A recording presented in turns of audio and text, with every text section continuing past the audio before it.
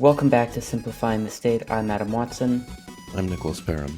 All right, so we are less than 50 days out from the election, and so today we're going to be breaking down the second Trump assassination attempt, which happened earlier this week. We're going to be talking about polling updates, what states could be competitive, where the poll numbers are right now for the presidential, senatorial, and House elections.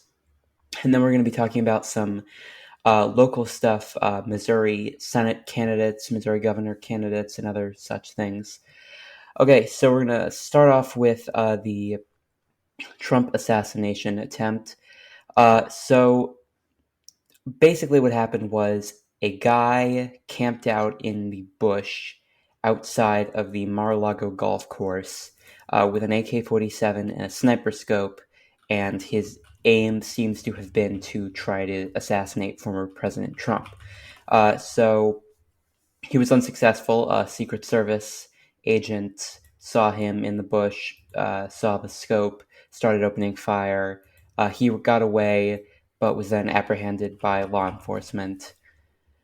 So political figures on both sides of the aisle have expressed, concern and hit hard against political extremism.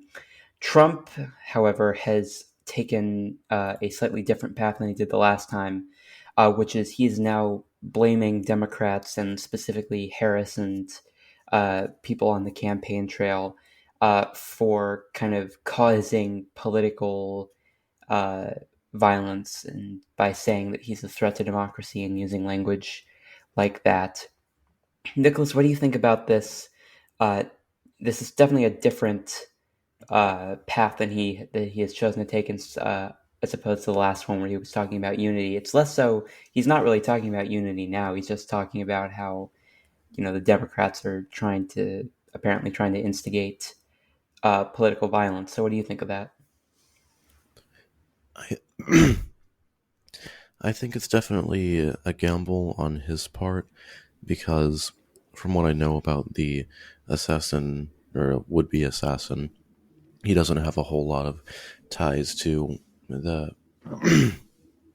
Democratic Party, and going on rants and accusing the Democrats for attempting to assassinate him would rally his base, potentially rally his base. However, from what I've seen in the polls for the last assassination attempt, I don't think it'll have a whole big effect on the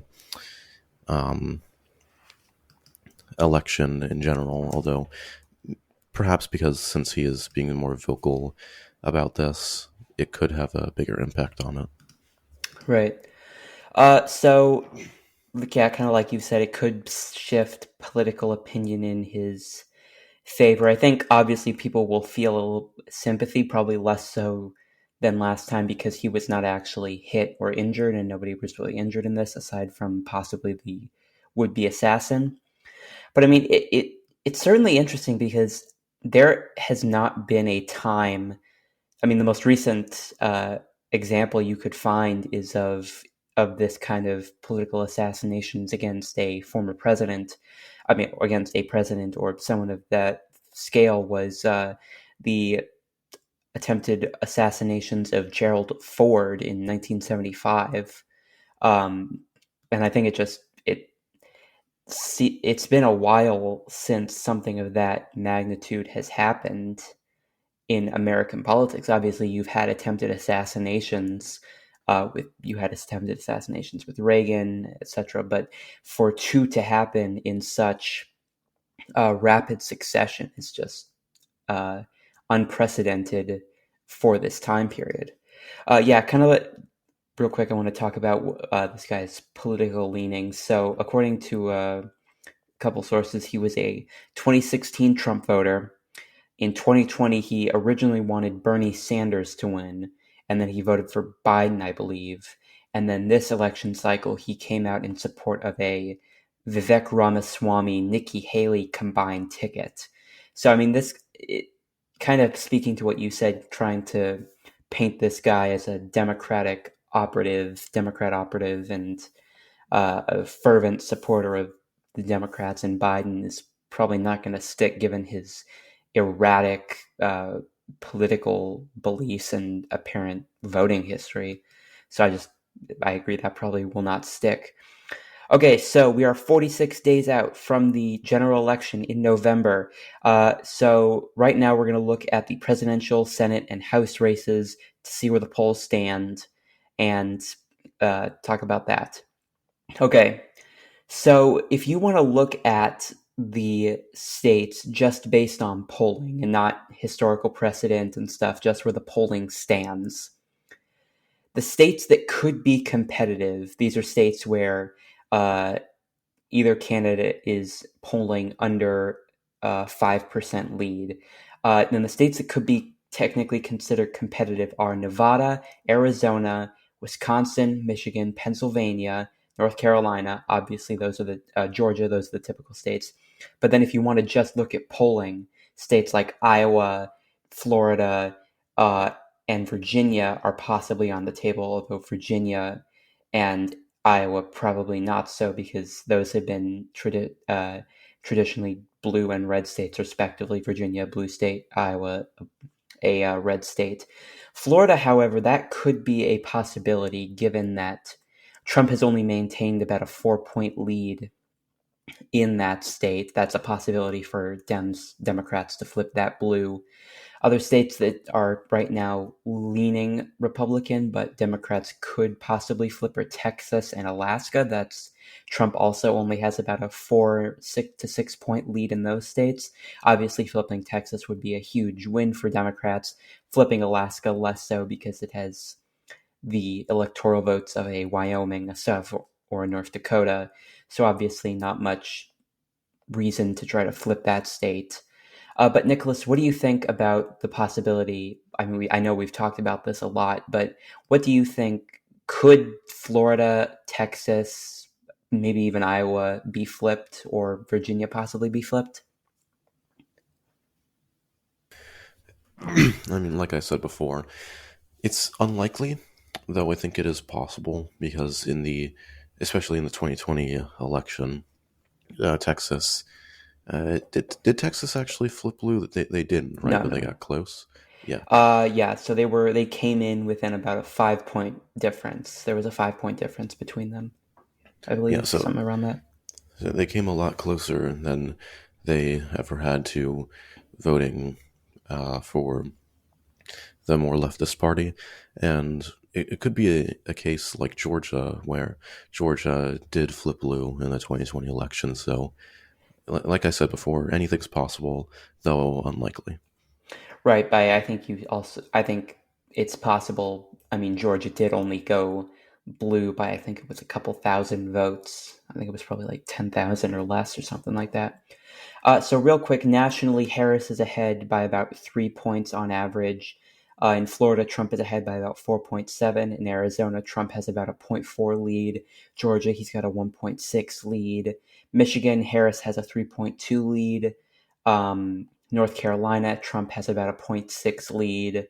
Pennsylvania, Harris has a 1.6 lead. Texas, Trump has a 5.2% lead. Wisconsin, Harris has a 1.7% lead. Um, Iowa, Trump has a 4 point lead. Alaska, he has a 5 point lead. Uh, so obviously, it's going to be a very close election. People on both campaigns have always known this, and that it's going to come down to a couple thousand voters in a couple thousand swing states. But I think we should probably talk about the Senate and House elections real quick. So obviously, in order for either candidate to successfully govern, they're going to need Congress to be controlled by their party. So right now, the Democrats have a one. Well, technically, they don't really have a majority. They have a technical majority because there are three independent senators who typically vote with them. So they technically have about a 51 to 49 majority in the Senate.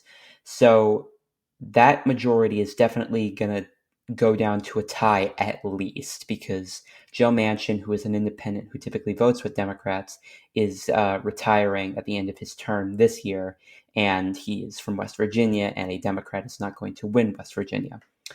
So, real quick, I want to look at some polling from Texas and Florida, because a new poll came out today from the Morning Consult, which has uh, Colin Alred, I'm not sure if I'm pronouncing that right, who is the Democratic challenger to Ted Cruz. He's about ahead by about 1 point, which is the first poll that I've seen where he's ahead in Texas.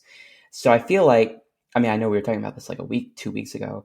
I feel like Texas definitely has potential to flip blue, and I think comparing that to Florida, also new poll came out.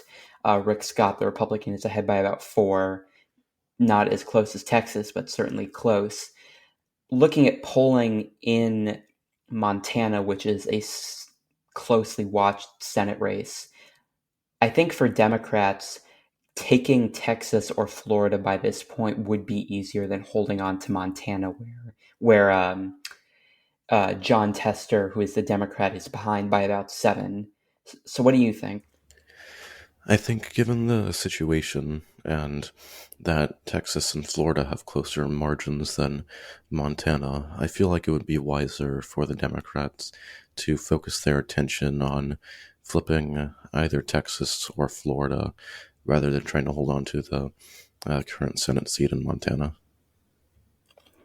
Right, yeah. I mean, it's definitely about where you want to appropriate your resources, and given that Florida and Texas seem like closer races, that seems like it would be a better place to focus on. Okay, real quick though, let's talk about the House elections that are coming up.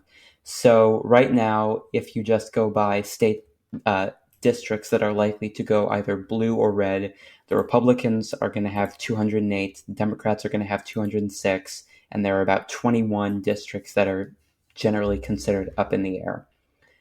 So, I mean, so about 19 Republicans have said that they are going to step down at the end of their term now. So there are about 20 unoccupied seats at least. I mean, they'll probably be filled by Republicans, but I don't know. What do you think about the possibility of the Democrats retaking control of the House after they lost it in the 22 midterms? I feel like it's possible if the Democrats focus their attention on um, getting more Republicans into like voting Democrat in certain state elections. I'm not sure how likely it is. I haven't looked at many polls for the House. It's I don't know. It seems fairly unlikely to me. Right. I mean, it'll definitely be a challenge. I mean, because on top of having to play defense in some of these swing districts, the Democrats would also have to play offense in Republican held districts, which would be a challenge. But I think if enough resources were appropriated, I think the Democrats might be able to, get a majority of at least like 4 or something. And I mean, and vice versa for the Republicans, they have to defend their seats which are in swing districts, and then also possibly put the Democrats on defense and possibly try to take some of the Democrat leaning districts in order to maintain their current majority in the House. Uh, okay, so now we're going to talk about some more local stuff, at least here. So Missouri has, I mean, a couple elections. All of the House seats are up for reelection. We have a Senate seat up for reelection, and then we have the governor seat is up for election. So currently we're going to talk about the Senate race first. So the Senate race currently, the Republican is the incumbent Josh Hawley, and the Democrat challenger is Lucas Kunce.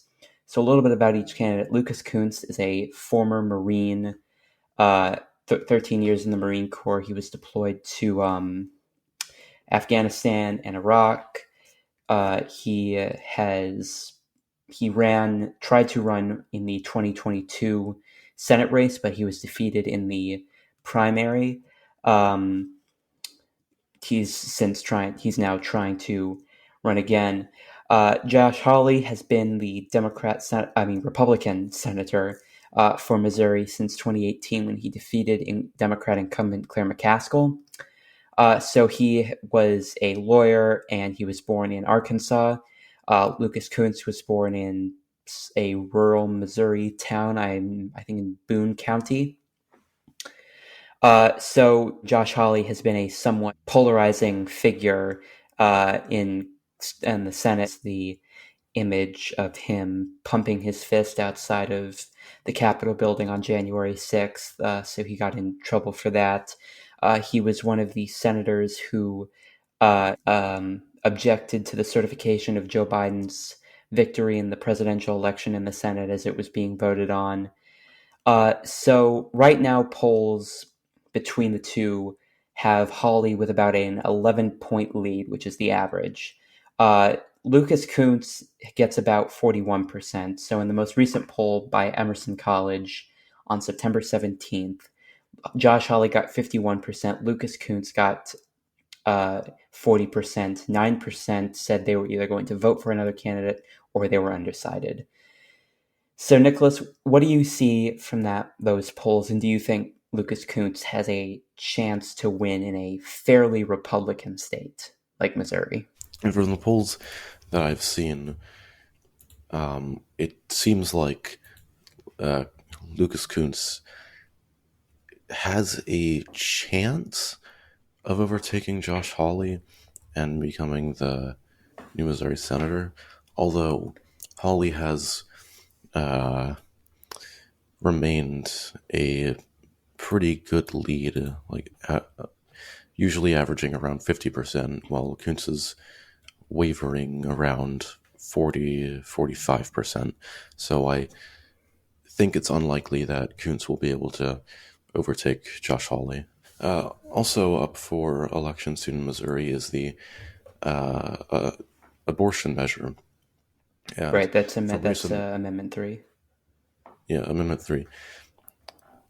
From the polls that I've seen and from what has been reported, there is a slight majority in Missouri for abortion, although it is very slim, around 2%, and it wavers from poll to poll. So I think it will pass, although if it does, it'll be a very slim margin. Right, I think when it comes to abortion, whenever you see the option going on a ballot, typically it passes, and then also as a result, typically Democrats do better in that state. So, I mean, a poll conducted by Change Research in between September 11th and September 13th had Josh Hawley getting about 46%, Lucas Kunz getting 41%, with about 9% undecided.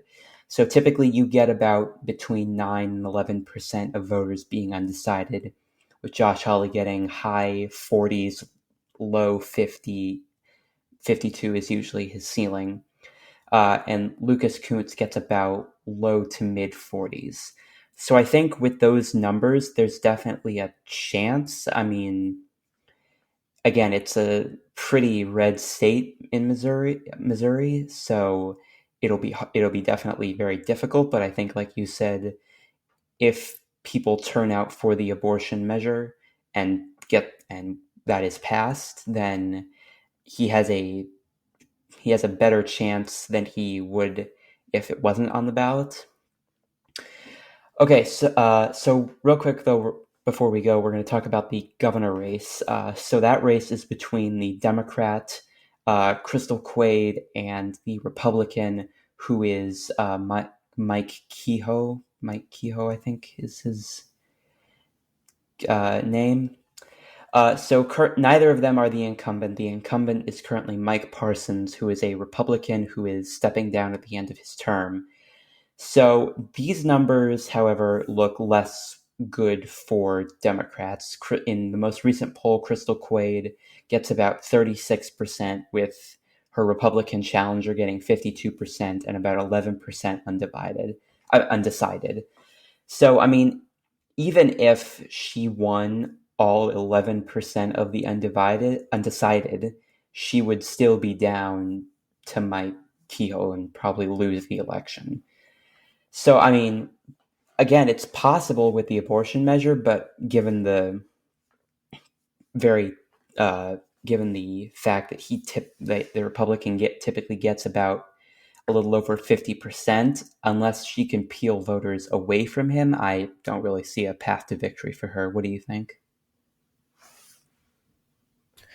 Yeah, pretty much what you said. Uh, a Crystal Quaid victory in the governor election is highly unlikely based on current polling data. Yeah. All right. So thank you so much for listening to Simplifying the State. We'll be back next week with a new episode. So tune in then. See ya.